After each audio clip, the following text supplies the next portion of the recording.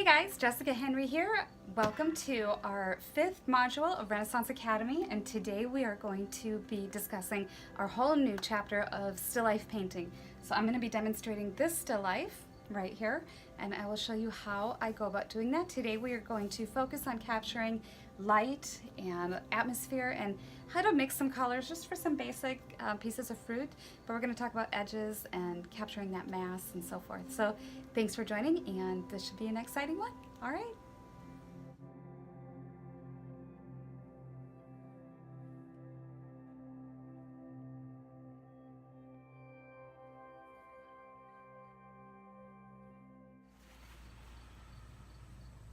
Okay, so I have set up my arrangement, my still life, and what I have here is just a 9x12 cotton canvas. It is just acrylic primed gesso. And I have my palette set up here before me. It's just my wooden palette that I make and sell. Today I've put out Titanium White, Cad Yellow Pale by Winsor Newton. Everything else is Gamblin. This is Yellow Ochre, Burnt Sienna, Ultramarine Blue, Phthalo Green, and Alizarin Crimson. And then I have a little tin cup here with linseed oil in it. I use this for plein air, and I might put the Gamsol in here, but on my easel over here, I have my little bucket for my Gamsol. I have a roll of paper towels, Bounty is best, and I'm going to just start out by toning the canvas, and I'm using a size 8 flat. So I dip my brush in a little bit of the Gamsol, and I'm going to just grab some burnt sienna and maybe a little bit of blue. This is one way to make a rich dark brown. And I'm going to start at the top and just drag it down. One thing you can do too is to try making a green with a brown with the phthalo green and alizarin crimson. You get a really pretty brown that way too.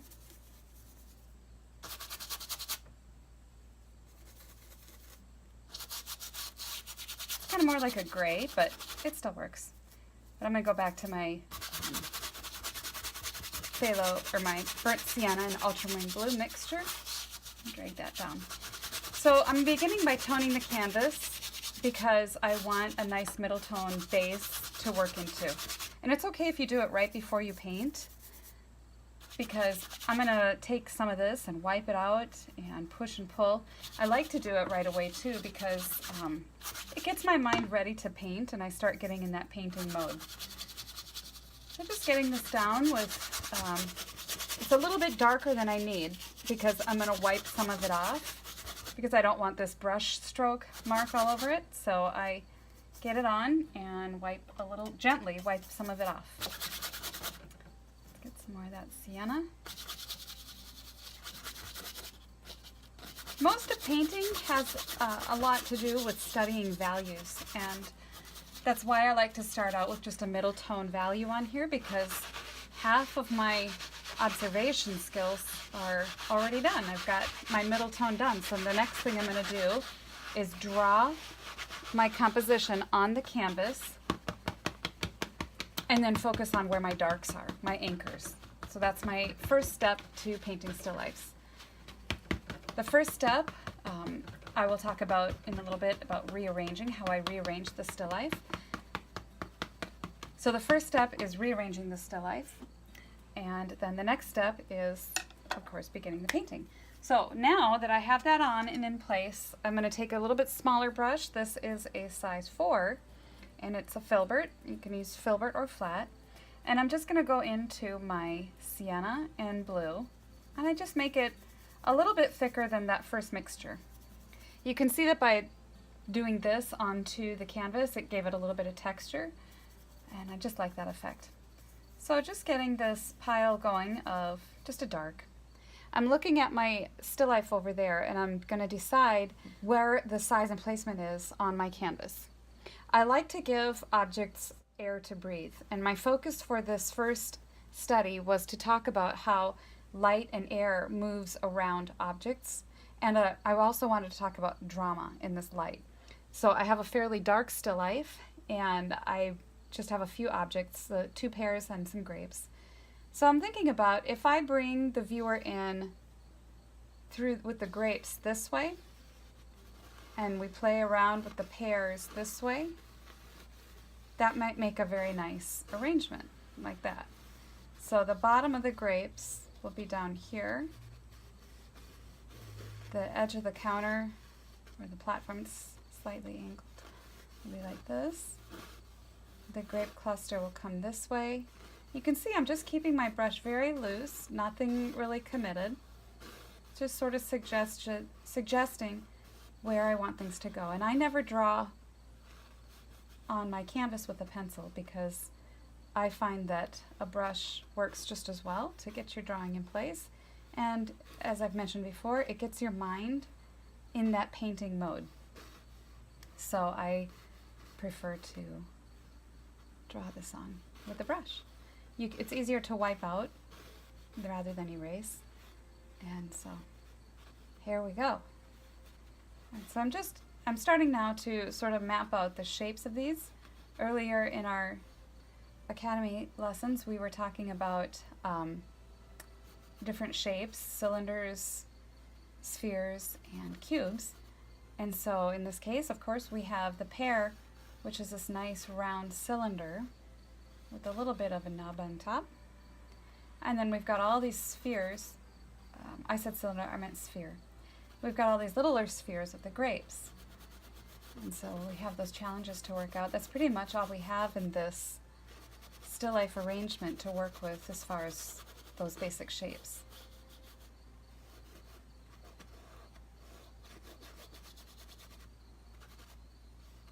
Okay. So now I'm working through here to get the relationship between these two pairs to be feeling accurate. I'm looking at the negative space in between them, and I see a V created right here. And then that V goes up on this back pair. And a lot of angles in a pear. We often think that they are all round and curves, but if you can dig out some more of those angles as you're going along, it'll look more solid and strong. Now I'm looking at the negative space for the tabletop in here between these two pairs. And I'm looking at the shape of it. Instead of drawing the bottom of this pear, I'm drawing this triangular shadow created in the middle here of these two pairs. And that just sort of makes sense to me right like that. Alright, so that triangle is not very long because the pear is sort of angled just a little bit.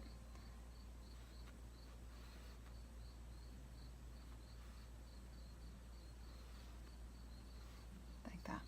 That's the shape of that shadow piece in between those two pairs. So now I can just, with this contour in place, I can go through here and say, okay, well, the rest of that is about like that. And the stem comes here, and it doesn't quite touch the table, so the stem shadow, there's a negative space between the stem and the shadow, and that makes it look really interesting. So we're going to make that happen right there. Okay, so that's a nice bright light on this pair, and there's a shadow back there. Okay, so those pairs, other than their shadows, are drawn in place. So now I'm going to get a little turp in here, or Gamsol, and I'm going to grab some alizarin crimson into this very thin mixture. I'm going to start to scumble a little bit of color onto the canvas to help me figure out where my grapes are going to go. Let's grab some yellow ochre into that alizarin crimson. Now, I have used the word scumble many times, and what I mean by a scumble is you hold your brush on the side like this so that you're going to the side, and you come up here with that color that's very lightly on the brush, and you scumble a thin layer. I'm squinting down at the mass of grapes over there, and you can sort of draw this way with your brush, pushing and pulling a little bit as you go, even though it's on its side, and that's okay.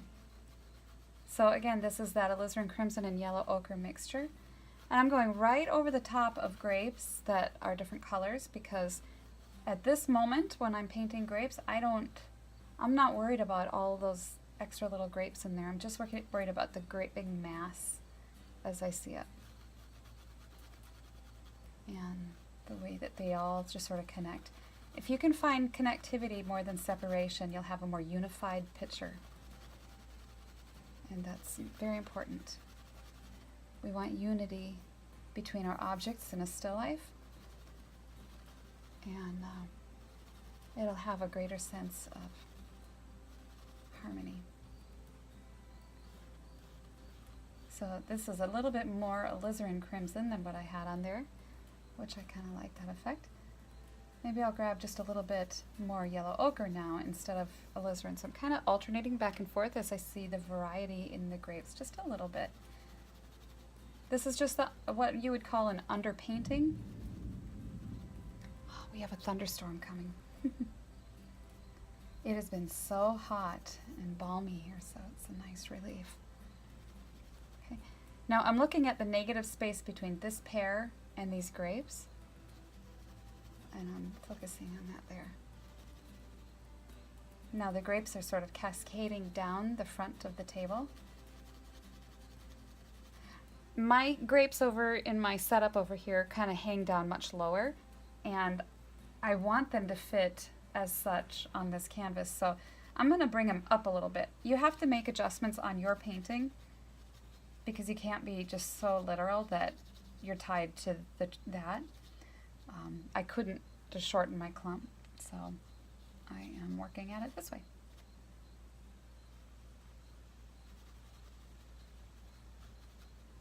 And there's some back here in the shade.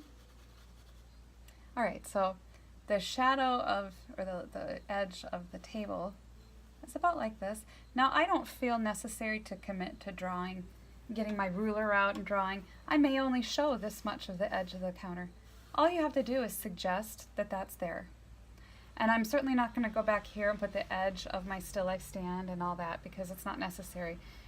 What this still life is all about is what's happening in this area. It's sort of that reverse C composition, and I'm going to just kind of really focus on that emphasis. So now I'm going to take my darker, I'm going to make a dark now that I have everything in place, and I'm really going to start to map out where my darkest darks are on that still life. So again, I'm just using a little bit, teensy bit of the thinner, and I know that some of these grapes have nice strong shadows, so I'm going to come in here and just map those in. And they stretch across the table this way. So I'm pressing kind of lightly too because I don't want them very, very black, but just a little bit. I'm going to start with this darker value here, and then I can work around it with a little bit lighter tone. I'm going to just let that go right off the edge of the canvas.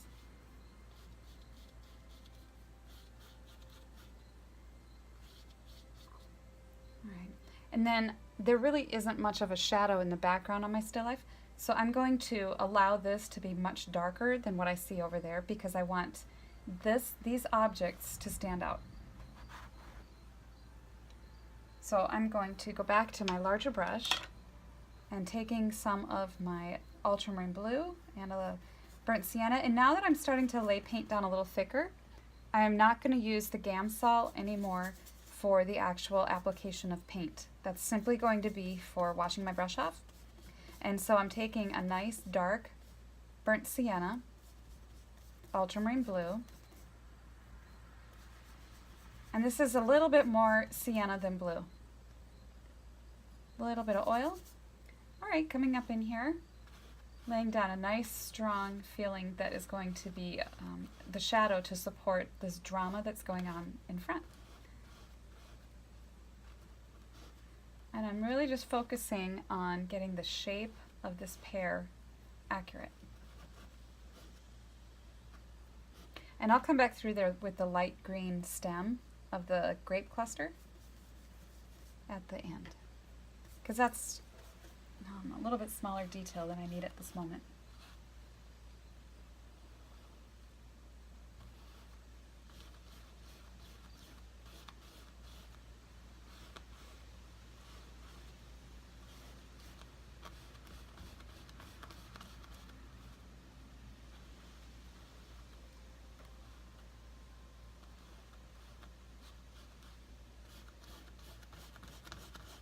Okay. Now I'm going to start to create some boundaries here in my painting, and I'm going to take this passage over to the edge because it helps me determine my value situation and placement. It gives it a sense of atmosphere and place. So if you notice, I'm taking my brush strokes and I'm going up and across. And that just kind of works it into the weave of the canvas a little bit. And it also gives somewhat of an interesting texture back there. You can see how it went from dark, and there's a slight value shift, very, very slight. But that gives it a feeling of air back there. So it'll be dark right here to create this really strong sense of drama, and then it'll just sort of lighten up to a little bit more atmosphere over there. When I set up this arrangement of pears and grapes, what I wanted was just a very simple, just a basic design so that I could show you a little bit of drama, a little bit of color mixing, and how to do some atmosphere and things like that. So we're going to talk about those things as well. As we go along in the still life section here, every week is going to be a little bit different. We'll have a new setup. So you don't have to set up this exact setup and arrangement, but you can, or you can just set up something similar. But I would strongly suggest just doing something very simple. And you'll find that this is much more controllable and manageable than plein air painting. But I think you'll really enjoy it.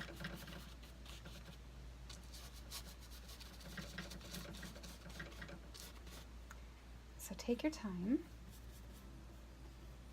As I'm laying each brush stroke down, I'm thinking about the shift in value as it's moving along.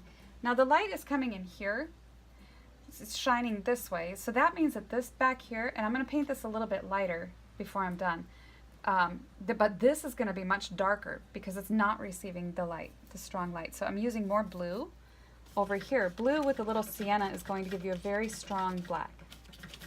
I don't want to just use regular black because it would be too dead and not have the air and vitality that these two color combinations will give you.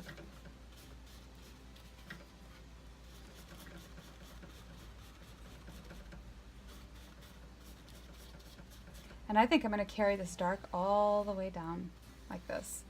So that way this just goes kapow! And that's a fun thing to do.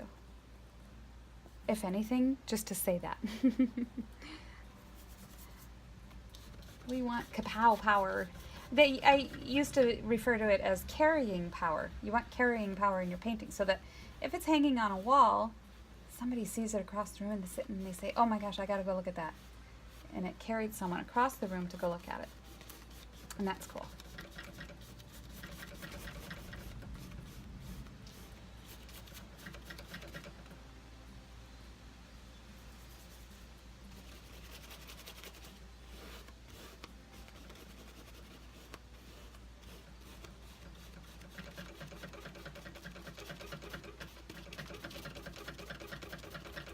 Now, as I approach this hot spot where the light is, it's going to get a little bit lighter.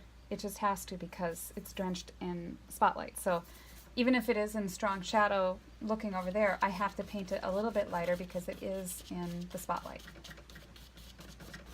So it may not pick up so clearly on the video, but that's what's happening here.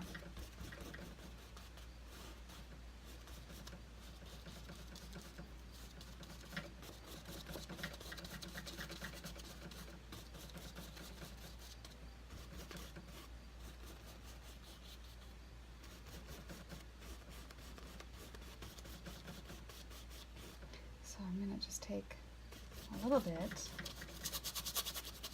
and kind of the side of my brush, I'm just going to aggressively wipe some of that off, just a little. Wipe my brush off. Now you can see that it's a little bit darker here and it starts to get a little bit lighter in here.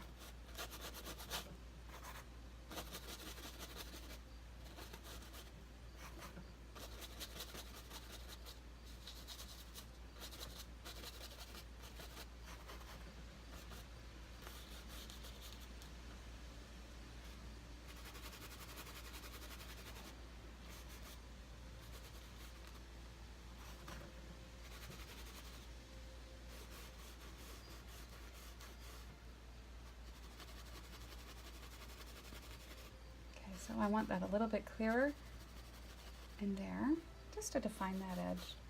Okay, and we're going to let this sort of cascade down into here to be a little bit lighter back there. All right, so we have the canvas covered now, and I'm feeling pretty good about that. I'm going to take this little brush here that I was using. I'm going to wipe out where this stem is going to go.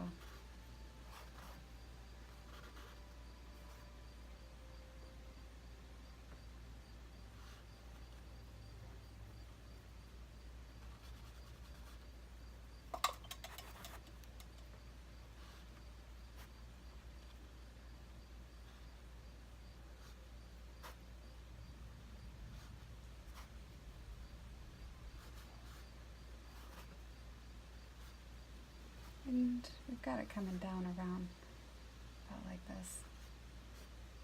So we'll deal with that later. All right, now let's put that down. And I'm going to get in here and start mapping out where the shadows of these pears are.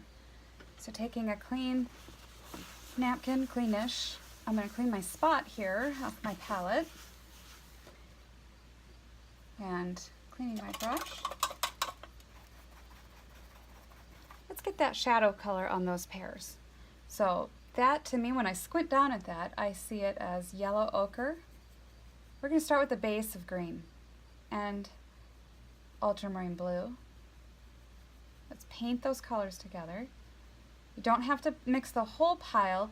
See, I just take two colors here like this and paint them together. Okay? And what you can do is you can go up here and check. One thing I want to determine here as I'm mixing this color is what's going on with my lighting. Now if this was natural lighting, the light coming through the window would be very cool. It'd have a bluish tint because the sky is blue. You can buy incandescent light bulbs that have a very warm tint, so that would mean that my light is warm. Now one of the rules of thumb that you cannot get away from is if you have a warm light, you have cool shadows. If you have a cool natural light, you have warm shadows, so it works vice versa, but you always, that is a, always, you have to have. In this case, I have one of these daylight natural bulbs, so this light from this bulb is going to be cool in tone. My shadows are going to be warmer. So I'm painting my shadows with this yellow ochre and the ultramarine blue. That'll give me sort of a warm green tone. I'm going to get a little bit of oil in there because shadows are always painted thinner. Lights on your painting are painted thicker. Now all I'm going to do here is just draw the actual shape that I see for the shadow. I'm thinking about massing this in, and I want to get the actual structure of this pear in as accurate as possible, just using this simple straight line like this.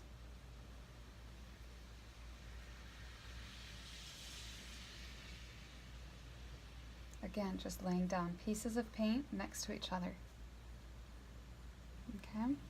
Now there are places where I see subtle shifts in the, because these pears have sort of a rosy glow.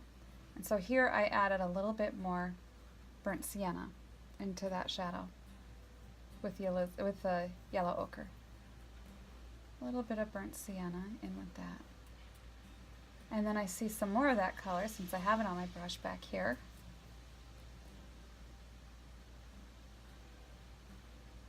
I'm always allowing my brush stroke to show the form of the object.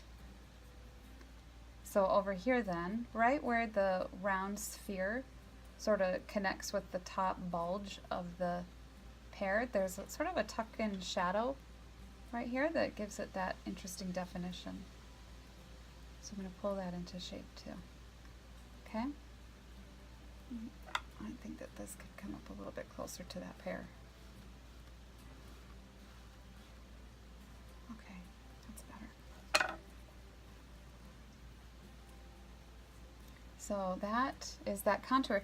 Now, it's picking up some ambient light around this object, so I'm going to lighten this side of the shadow.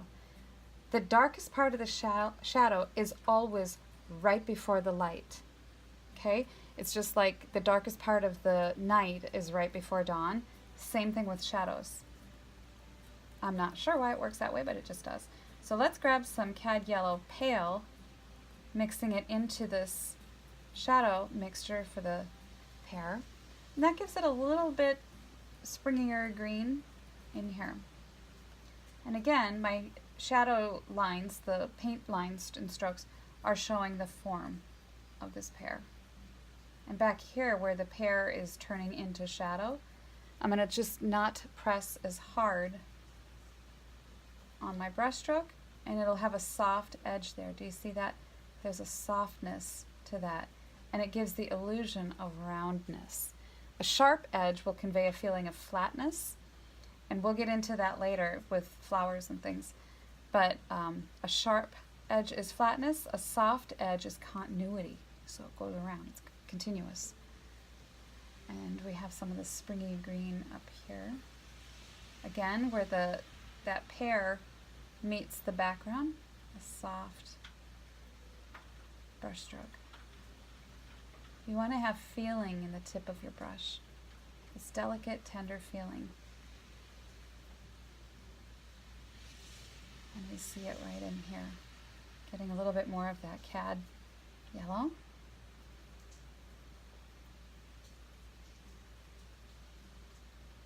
I don't want all of these variations to be so distracting and eye-catching that you notice them.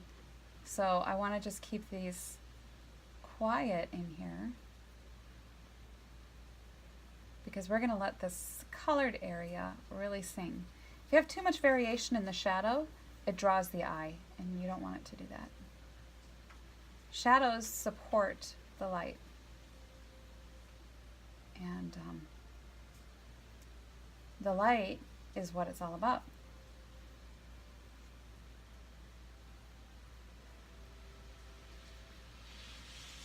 Getting a little bit more stronger down here with a little bit more ultramarine blue.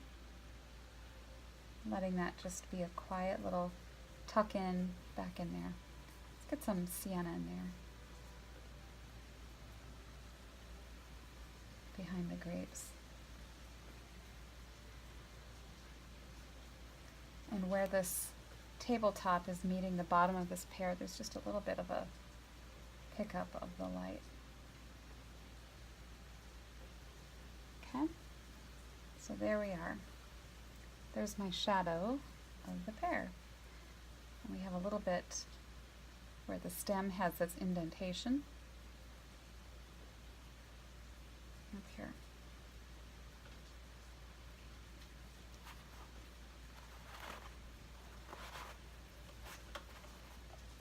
And you can see how often I'm wiping my brush off. That's how I keep my brush from getting muddy while I'm working. Keep it clean, clean it, and wipe it often. Okay. So while I have this puddle here, this mixture, I'm going to go into this other pear. Now that one is, again, where the shadow is meeting the background. Nice soft line. Just let that recede into the background. You can bring some of the background into it and some of it into the background. That's how you get a soft edge there. Okay, and then just a little bit of oil. You can see I even just scrape off some of the oil on the rim.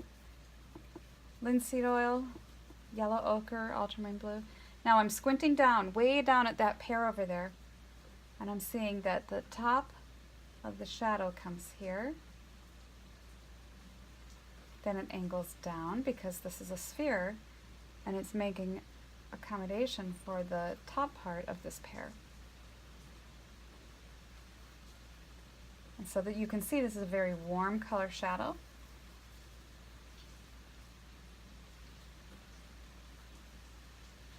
I really want to start really introducing the concept of warm and cool, because you'll find that by understanding the balance of warm and cool, your paintings will take on a whole new dimension of beauty and understanding of life around you.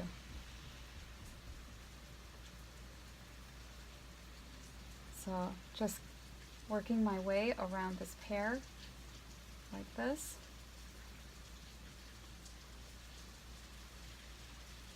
Letting those brush strokes show the form.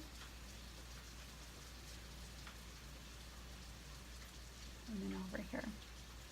Now, this pear is getting bounced light from the other pears, so I'll be painting some of that in.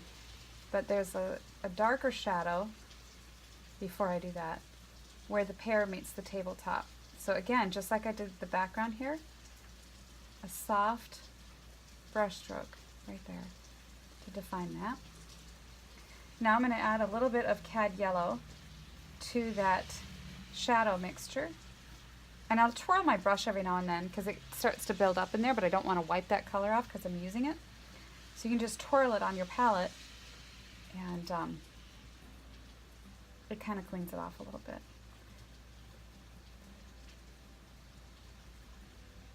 Squinting down at that pear over there.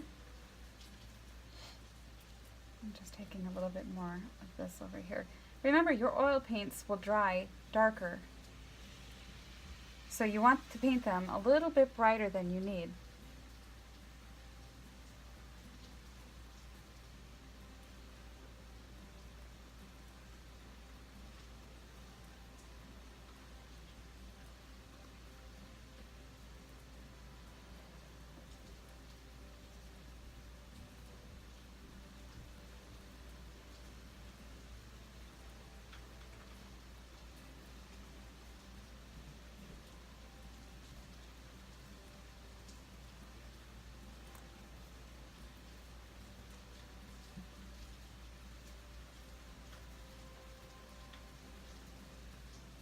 So again, I'm just lightly, I'm lifting off as I brush into the background so that it has a softer feel as it makes changes. I don't really use the word blending very often, but that's a little bit what you're doing, but you're not doing that sweeping the floor type blending. It's a cross, gentle, that way. Taking a little bit of burnt sienna. Let's grab some cad yellow into that burnt sienna because some of this top over here has a nice rosy feel. I need a little more sienna in there.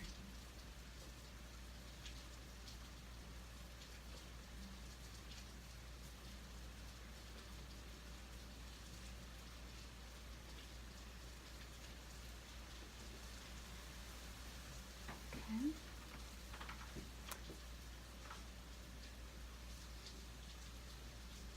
Alright, take my brush off. Now we're going to get into the highlights on these pears. So with this in mind, I'm going to grab some more of the cad yellow, just a pile of it. And I'm going to take a little bit of that phthalo green just off to the side. So I'm going to paint these two colors together, just a little, the tiniest amount of phthalo green.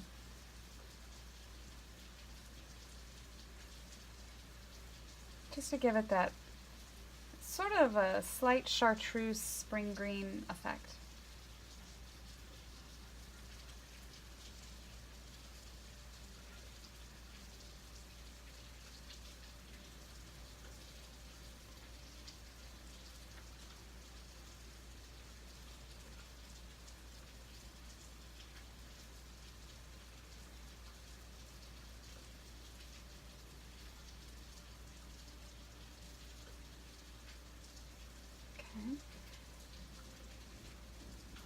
Now, I really want the eye to be drawn to this pear. To me, that's the center of interest. Everything's kind of pointing to this. This one's pointing that way, the grapes are pointing this way. So I'm really being cautious and careful as I lay down the paint on this pear. Light moves into the shadow, not shadow moving into the light. So you want your light to overlap the shadow. So I'll be sort of dragging some of the light over the shadow pieces. as I see them. When I look down at that pear, I'm looking at the way that the edge of the pear here meets the background shadow, and the way the lit part here meets the shadow here. So those are details and passages I'm paying attention to. Now as this pear comes down to the belly part, I'm grabbing a little bit of alizarin to mix with this yellow. I still want it bright and sunlit looking, but I want that subtle peachy rosy thing going on right there. Again, just laying down simple pieces of color. I'm not worried about the highlights yet. I'll get those at the end.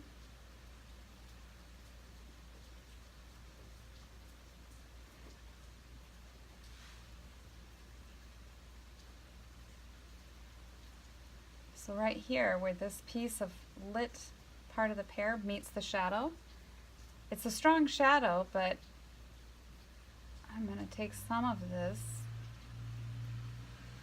wipe my brush off.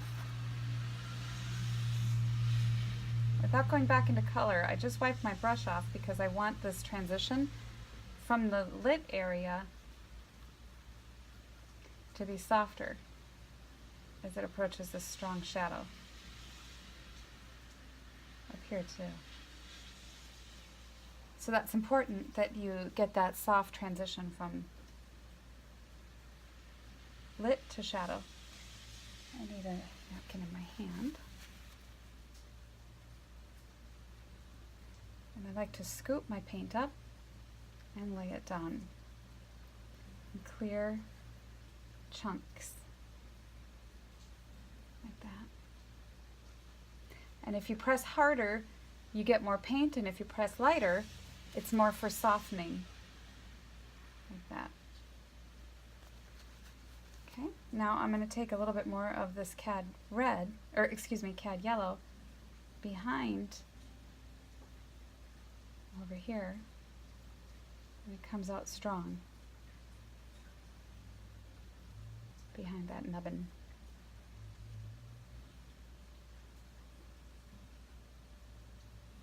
Straight down. And I'm looking for all those angles again. Alizarin in there.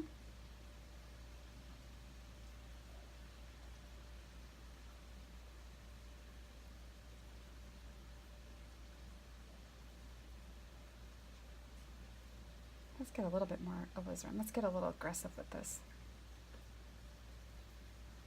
This is turning and going under the belly of the pear, so it's not quite as direct light. So we're going to be a little bit more bold with that color.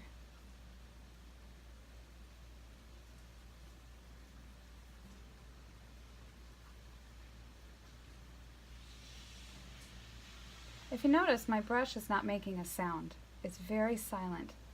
Painting should be silent. If you were hearing it, there wouldn't be enough paint on there. It'd be scratching and all that. And we don't want your painting to look like it was scratched in place. Short of laying down the foundation, you don't really hear much in the painting process.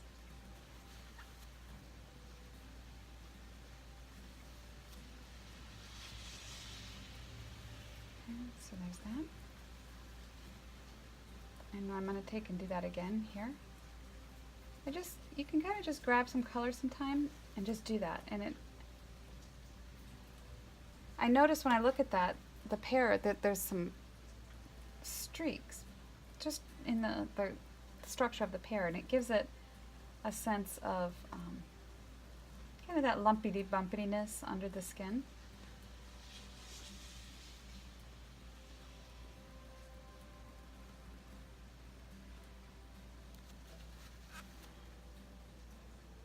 Go all the way down. I'm going to grab a little bit more of that dark shadow because I'm seeing it back under here when I didn't get it as strong.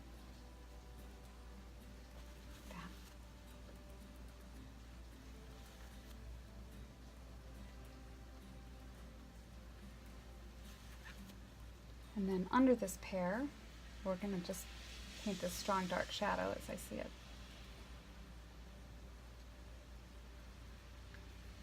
And that is back over here too, while I have the color on my brush.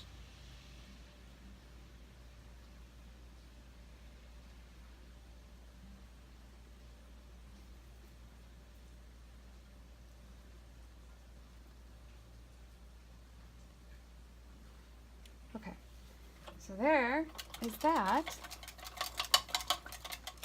Now I find that this edge is too cooked. It looks like I cut out the pear from a piece of construction paper. So I'm going to soften or clean my brush, and I'm going to soften this edge.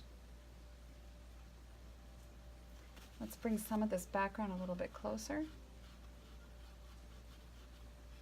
And you can really make something look lit up if you take some of that lit area and do that into the background.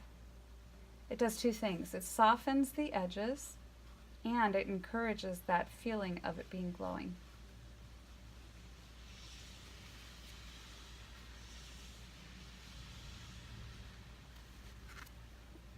Same thing down here. Even if it's this back pear, you can still do that.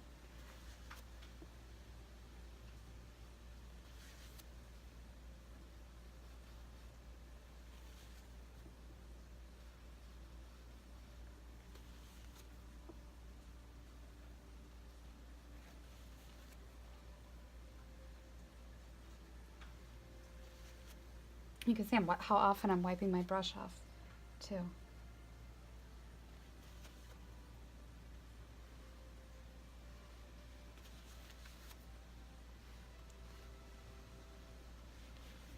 I think I'm going to actually go a little bit more with this. And that's kind of fun, too. Lay your brush on the side and go, phew. It really glows.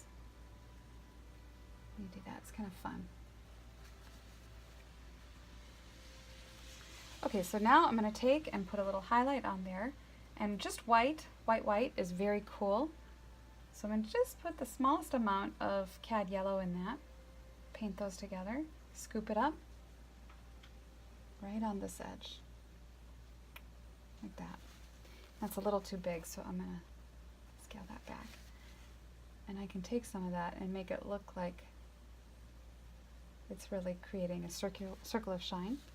Now I'm going to take some of this yellow ochre right into this mixture here and give it a little stem. Stem is angled this way.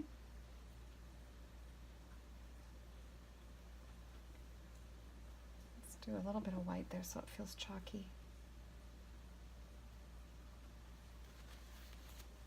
All right.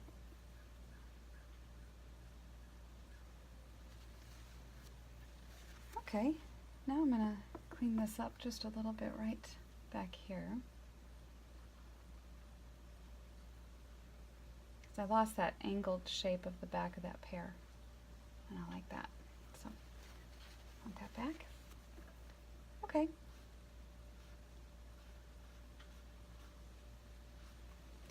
There's that.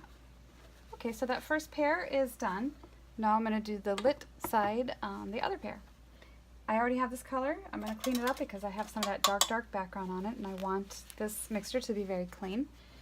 So again, I'm going to start with this bright yellow.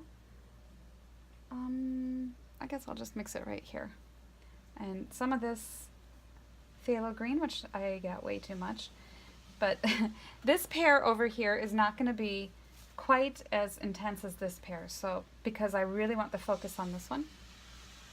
So I'm going to get the top line here correct. It's a nice angle. It actually comes like this. And then it angles over this way a little bit. Then down.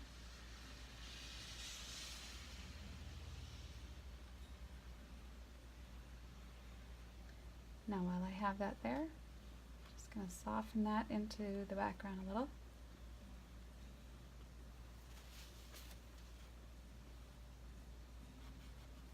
Clean that off.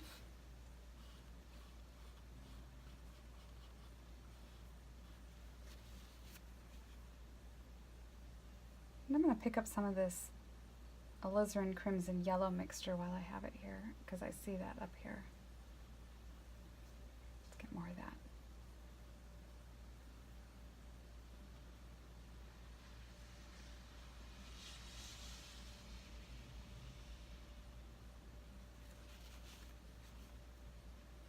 Down this way. Allowing those brush strokes to show form. Now there's a nice white highlight in here, but I'm going to squint over the top of that as I finish painting this pear as I see it.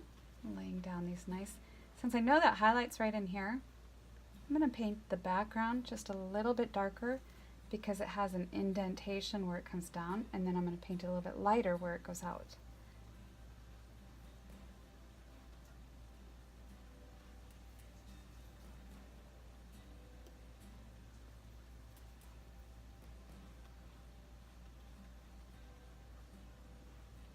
A little bit in there. Now it's going to turn and give us a little bit more light because it's just picking up more of the light, and I'm going to turn my brush strokes like this.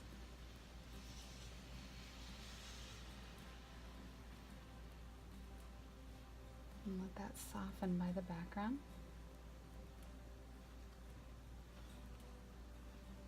Like that. And then we've got just a spot down there.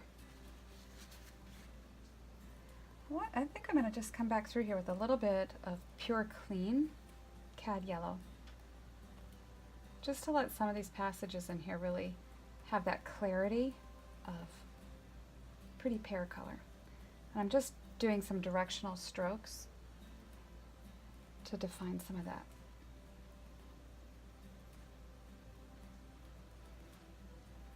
And again, on this other pear too, I just want some nice rich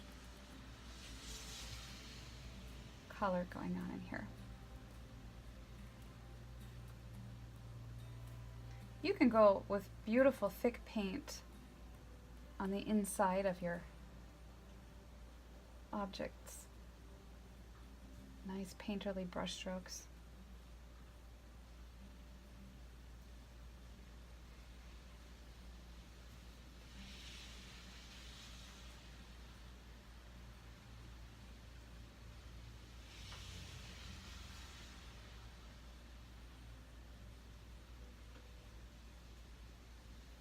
And that gives it a little bit more thrust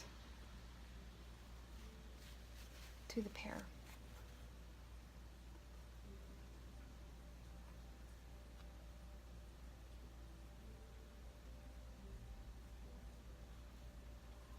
Okay, I just put some of that in the shadow. I didn't mean to, but I kind of don't mind it. Alright, so feeling good about that. I'm going to add that highlight now on that pear. A little bit of yellow or white. I had some of that yellow still in my brush, so I'm going to lay this down right where I see it.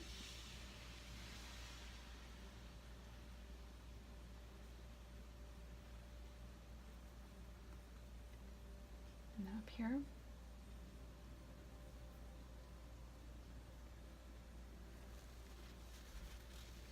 All right, cleaning my brush off, I'm going to soften some of these edges a little bit here.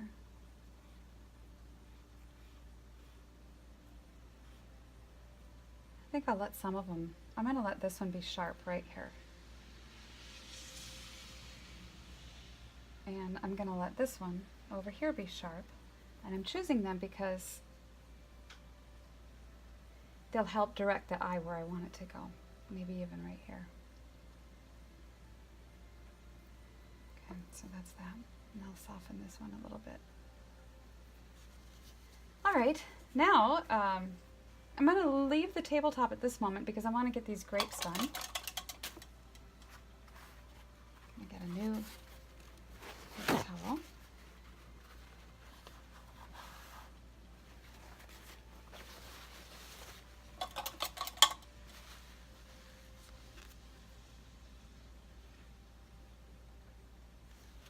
Alright, so now that cluster of grapes, I can just use what I have here because I'm going to take some of this alizarin crimson right into that yellow. Squinting down at my grapes, I'm going to paint some of those darker ones where I see them. Let's just go right into some of that blue-green that I have there with the alizarin. So I just painted those colors together. This is my shadow grape color. So coming up here, I've got a nice big one right here. Let's get some more alizarin in that. Let's just put this big pile here. There, that's good. There, getting some action there. Squinting down, I'm seeing that if I squint, there's a dark shape that comes like this. You have to, you cannot paint grapes without squinting, otherwise you'll go crazy. So that's one grape there. I'll come back through and add some transparency there. I'll scrape that stem back in place. You'll see how I do that. And then there's this beautiful one right here. Kind of turn your brush a little. And don't worry if you don't get everything perfectly in place, because you can come back through with the background and sort of sculpt out these shapes again.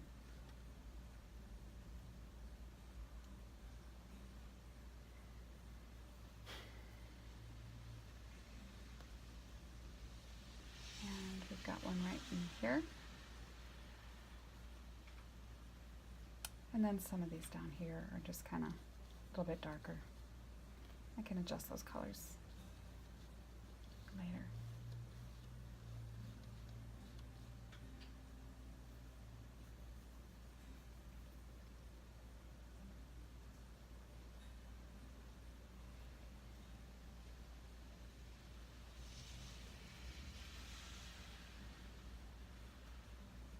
So that is a little bit of the yellow ochre mixture that I just happen to have on my palette. And if you paint that on the front half of the grapes, the side that is lit, you can sort of start to see some of these red grapes and how they will appear somewhat transparent.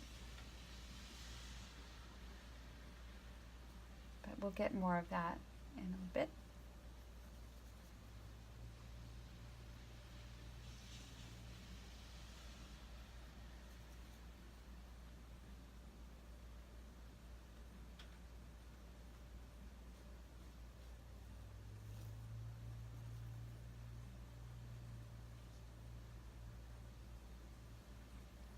Let's get some more alizarin crimson.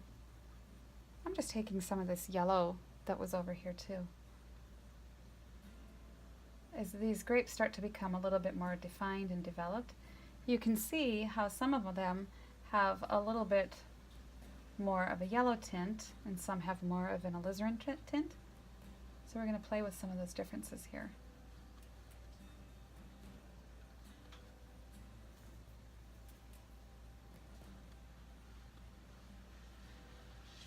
But I'm just squinting down at the clump over there all the time, squinting. And that's how you make it easy.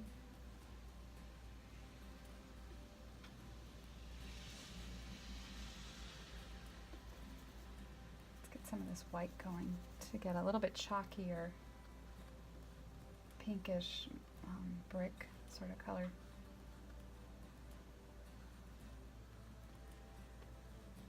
Always seeking to unify.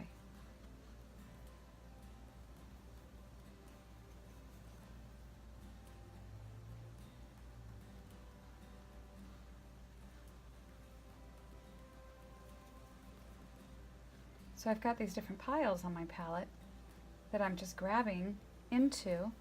Some of them are a little bit more alizarin.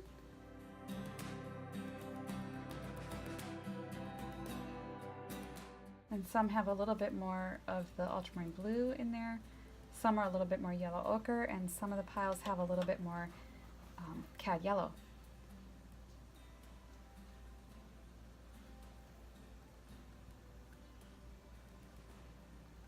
But you can see I'm just taking the bits and the pieces and moving them around so that they have an attractive cascading feel, but yet they follow nature, because nature is our setup and that is what we arranged, and it is truly beautiful as such. And So we don't want to stray from it. At the same time, you have to make your painting work.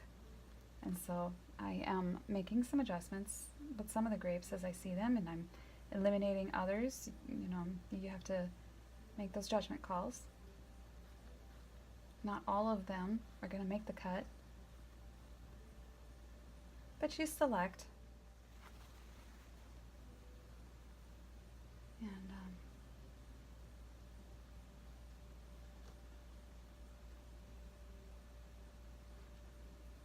And that's pretty much how you work that. So you have your choices here laid out before you. So to me, that's a pretty good first layer for the grapes. What I'm going to do now is clean my brush off, and I'm going to start at the top, and I'm going to go through and select the ones that I really want to sing. And so before I start getting that chalky highlight on top, I'm going to go through and get the shadow / transparency. By that I'll show you what I mean. So I'm taking some Cad Yellow Pale. Okay, so I just made a decision to add a little bit of cadmium red to the palette. So I'm taking some of my cadmium red and I'm mixing that with the cadmium yellow. Cadmium colors will give you a beautiful transparency, and that's why I felt compelled to put it out, because it's important. So there's that. Let's make this a little bit redder over here.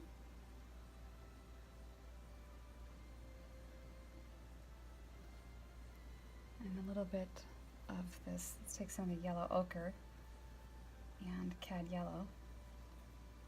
And we're going to swoop right along the edge here.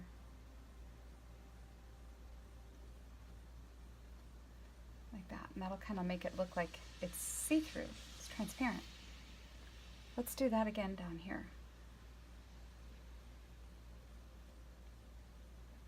Okay, so we're going to take some of this and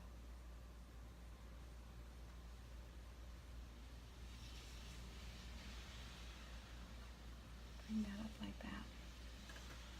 Let's get a little bit of alizarin crimson in that grape, because I think that that one is crying out for that.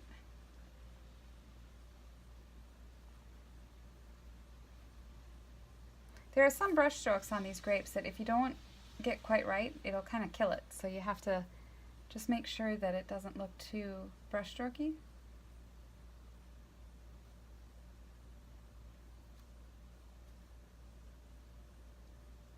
Okay, that one's fine. That one doesn't have the color that's on my brush, so I'll come back to that. That one is very chalky and shadowy. That one has a good feel. And some of these down here need a little bit of transparency work. This one down under there. And this one right about there. And then I see a strong Cad Yellow on this one right here. It's kind of a little bit with this green in there too.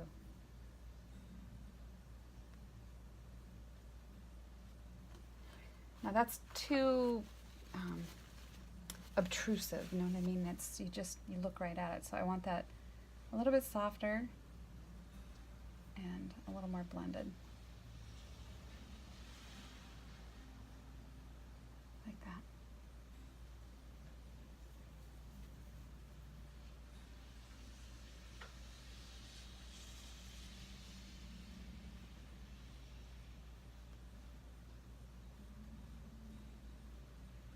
Unify some of those.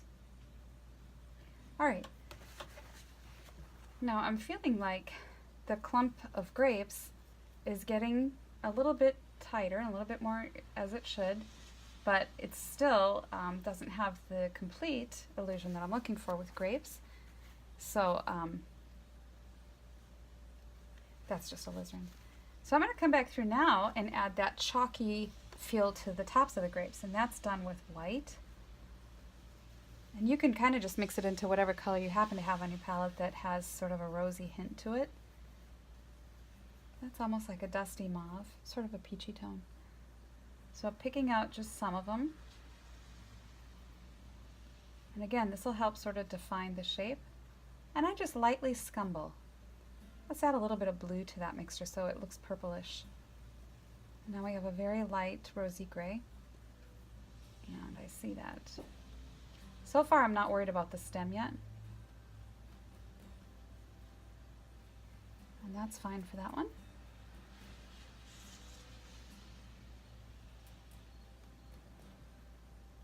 This is where that shape, that outside shape really matters.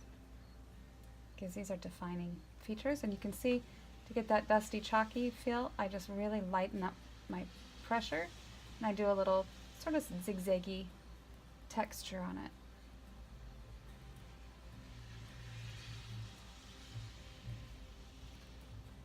Now these are not the highlights yet. We'll come back through with those later.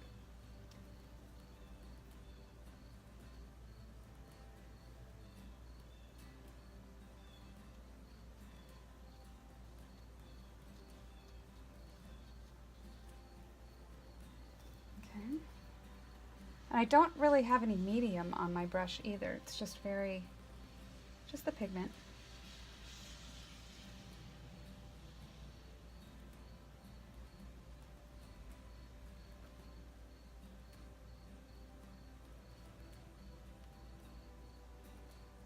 Okay.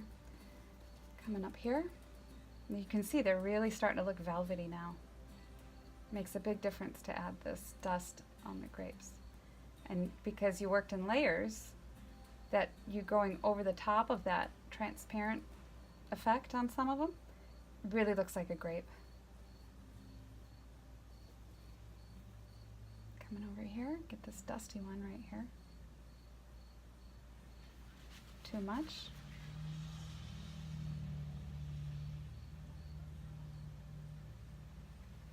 Take little pieces, wipe it off.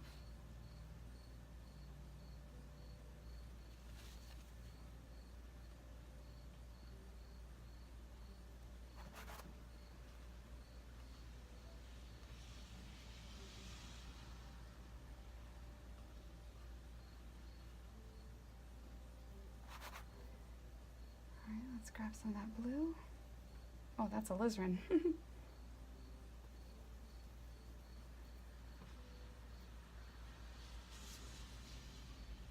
And even if you can't see the whole grape, you can add some little pockets of dustiness.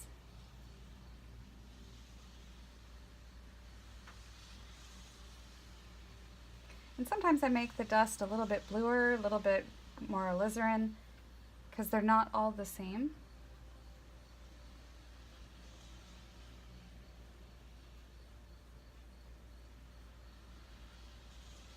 Especially as your paint tends to mix with the lower layers too, it kind of does its own thing there. So you get a little bit of variety. Again, just lightening my pressure, not applying too much. And this is a very dusty, shadowy grape. So I'm going to add a little bit more blue to this dust mixture back here. This is very much in the pear's shadow.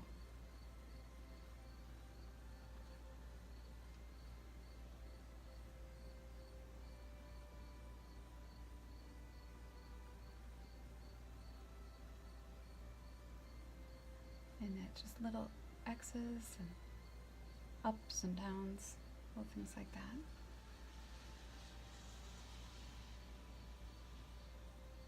And we'll get some back in there, just a little. And on this one.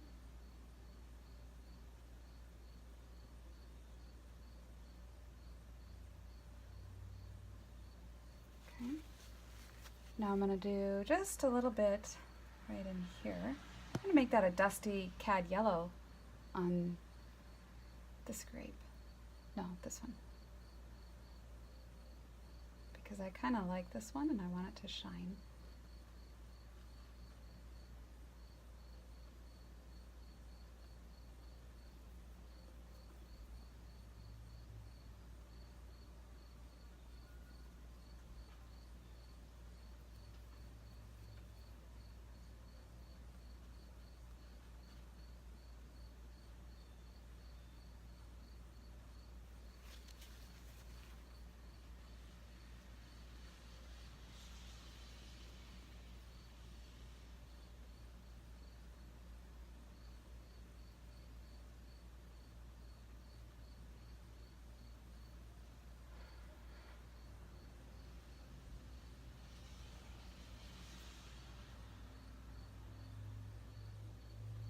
Placing those grapes there. I'm thinking about how I can connect now, letting this sort of cascade down into the sea of beautiful juicy grapes.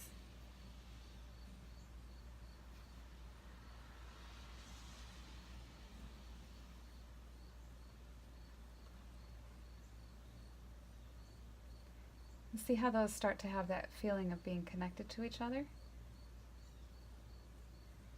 And there's some very dark dust on these grapes over here.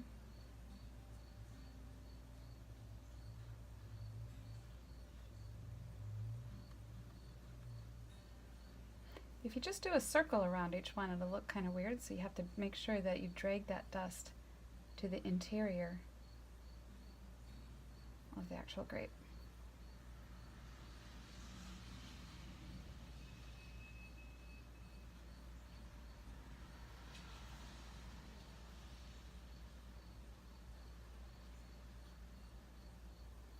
Okay, so I feel that that is satisfactory for those grapes. I'm just going to pop in this highlight a little bit better. There's a few places that I think really need a few zingers, so let's do that real quick. Whether they're there or not, I'm just adding them because it would add a lot of life to the painting.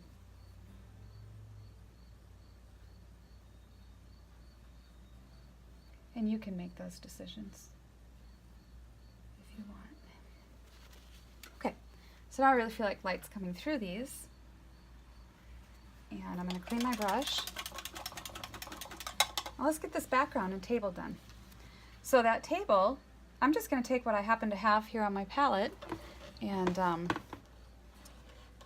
let's get some white into this mixture right here.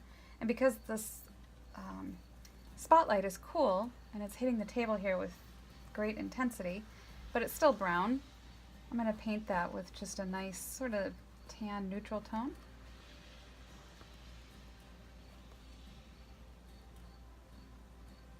Bring that right up to that pear. Maybe it'll go right into the pear. Who knows?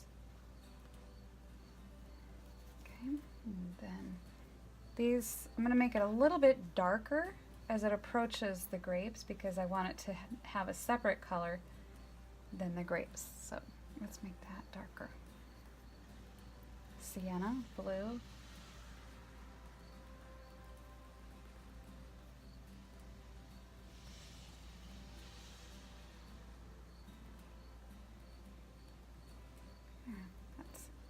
Getting that feeling of that I'm looking for. I'm going to take this with a little bit lighter on this side of the table and sculpt around some of these grape shadows as though the light is hitting that side of the table.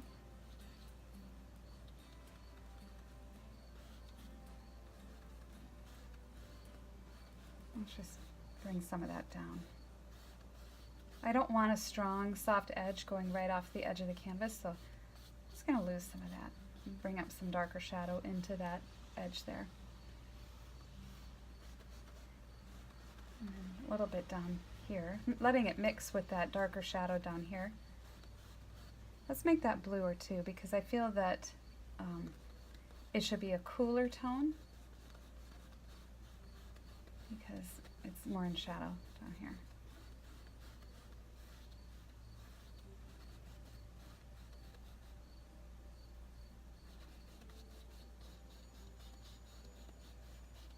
Okay, that's fine. And sculpt out some of these darker passages around the grapes in here so that they really look lit. Something will appear light and lit if you put something dark next to it. So we're just going to clean this up a little bit in here. And you can kind of finesse the shape of your grapes a little bit too with your background.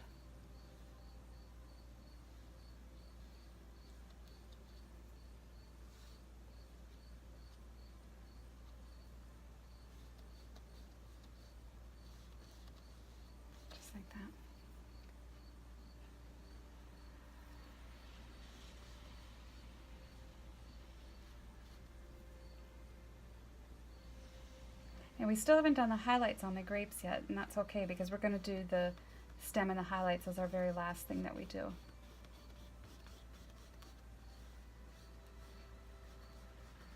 Now again, because the edge of my table is a downward structure, I'm using a downward brush stroke for the most part, alternating just a few horizontal strokes just to give it some interest, but for the most part it's showing us the form with a downward stroke.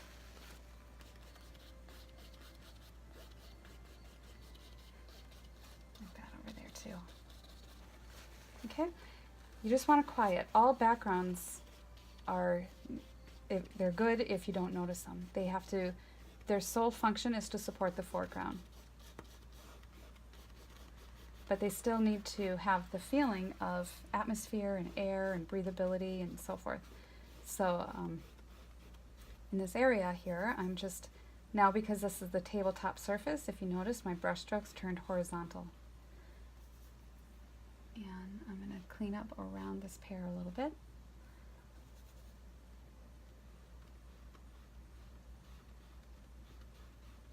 Just let that kind of fade off into the background over that way. Little strokes. That's what I do for blending. I don't sweep, sweep, sweep. I just do little bits like that. Okay, so now grabbing a little more white because I need more paint here. A little yellow ochre. Gonna get this spotlight here in the center. Figure it out. Now again, the light's moving in this way, so I'm letting some of these little floofs encourage that flow of eye direction this way.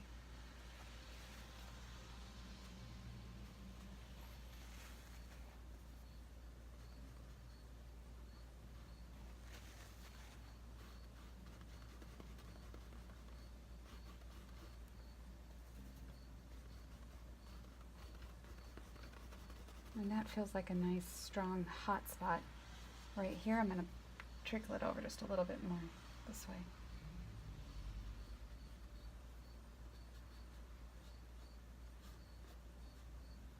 Just drag some of that down a little too.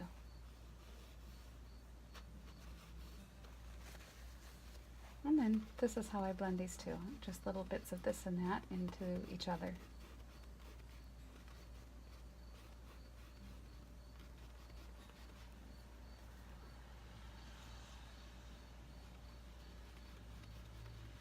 We know that there's a stem there and a shadow created by the stem, so I'm kind of working around that.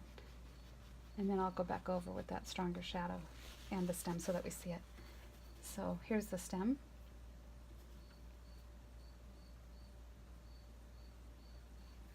And then the shadow.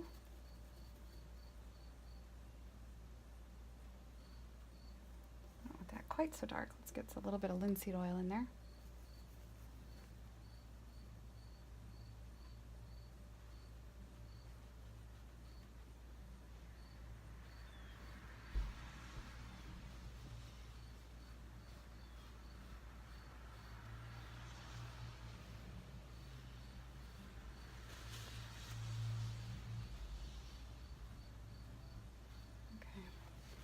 Alright, so then that starts to look like a cast shadow from that pear.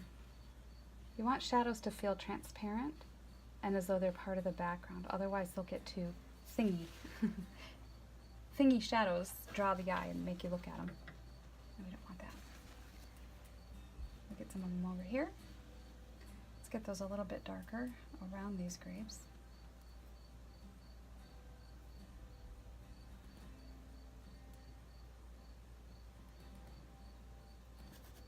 Again, just cleaning up some of this finesse around them.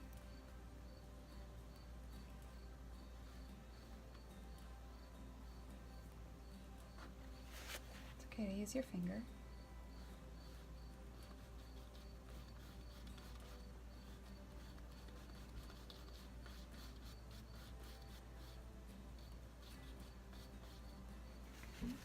Now I'm going to put some of this background color, not as intense as it is right here, but I'm going to put some of it back there. Oh, too bright. Let's get some paint in there, or linseed oil. Now this will start to create the feeling of atmosphere back there.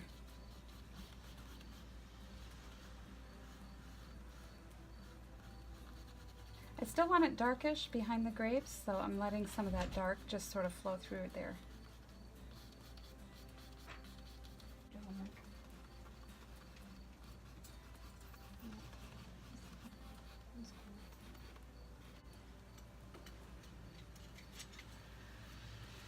All right, now this passage in here where I don't want a lot of variation in the brush strokes, I just want it quiet. I'm just taking a big, soft 1.5 inch brush. Just gonna quiet all that down.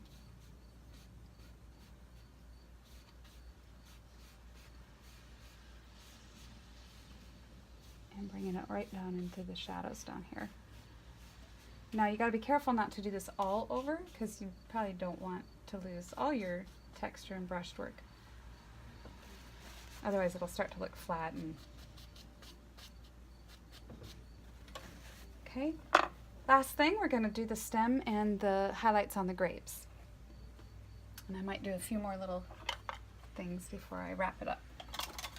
All right, so highlights on the grapes. Grapes are like music notes, and you just want to select a few. I'm going to start out with a chalky blue.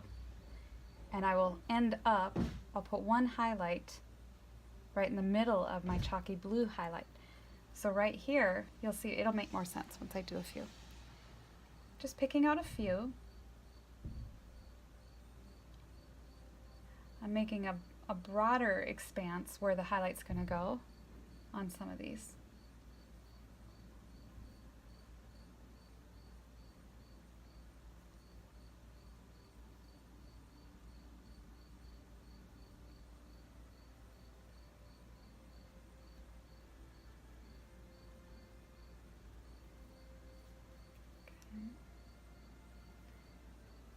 I like the arrangements. So I'm thinking about the dots, kind of how they're played. This one up here is really bright, so that's an important one. Let's get some more. This one is a small one in here.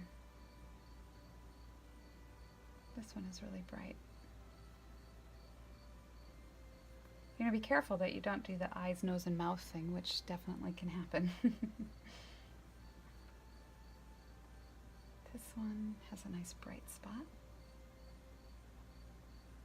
We're going to start out with a blue-gray mixture for the highlight, just like I said.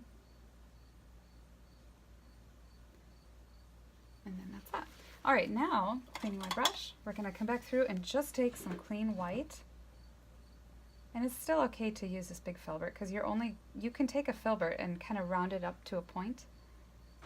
And if you're using a flat, you can just use the corner.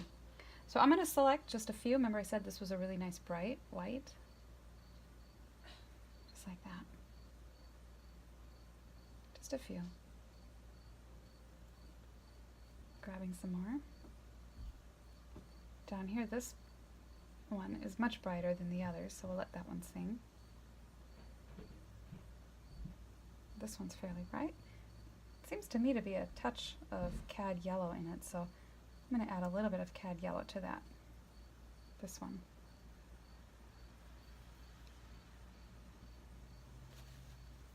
And a little bit of that down here. And where else do we have it? I saw a cad yellow light on this one. White with the cad yellow. And that one. And I noticed way back here there's a teeny little highlight that I wanted to grab. A little dust on that back grape that I missed. Okay, so there's the grapes. Now, to do the stem,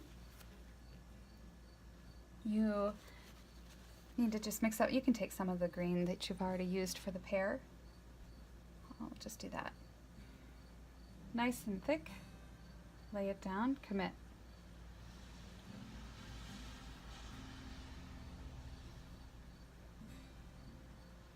commit, like that. And then I'm not going to do one for there because that's bluer, so let's grab a little bit of blue into that mixture, as this piece of the stem is in shadow. Let's get a little bit, I want this a juicier mixture, it's too dry. A little bit of linseed oil.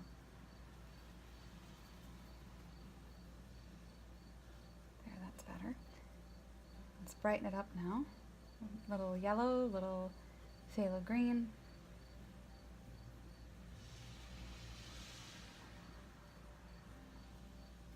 Sometimes I turn my brush over to get the other side that's clean. Twirl it. I want to come back up in here and get a little bit more of that bright intensity. Just in a few spots.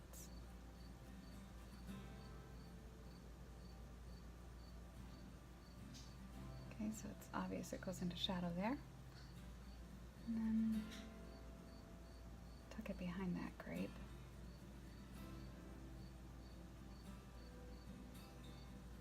And it'll come down. Let's get some of this a little bit darker down here. I need more oil in there. So here, down here, I'm gonna do this little where they're attached to the stem.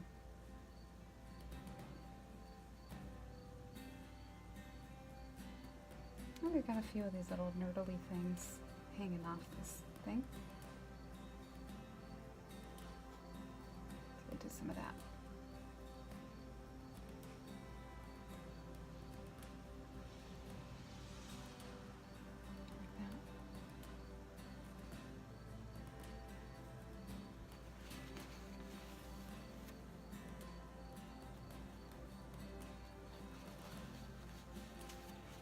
Okay, and that's all it takes to get started on still life. Okay, so that wraps up this still life video. I hope you enjoyed it. Stay tuned next week. We're gonna have another exciting one. All right, bye-bye.